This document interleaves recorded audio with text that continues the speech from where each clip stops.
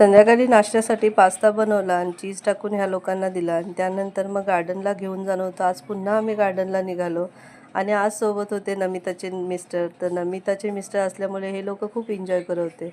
त्यानंतर नमिता आणि मी एका साईडला नमिता गवतीच्या तोडवते आणि हिला गवतीच्याचा खूप क्रेज आहे आणि हा खूप सुंदर गार्डन आहे.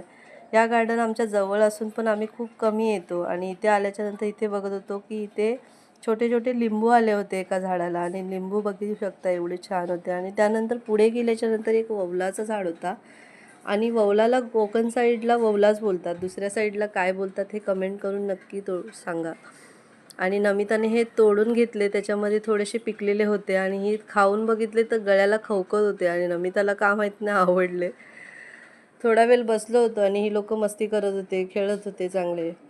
आणि त्यानंतर मग पुढे गेल्याच्यानंतर ही जंगली चिंच तोडून दिलेली नमिताच्या नवऱ्याने आणि ही बघू शकताय तुम्ही, ही 2-3 निघालेले. मी नमिताने खाऊन बघितले, खूप छान. त्यानंतर घरी आलो आम्ही आणि घरी आल्याच्यानंतर बघू शकताय काय काय आणलं आहे आम्ही.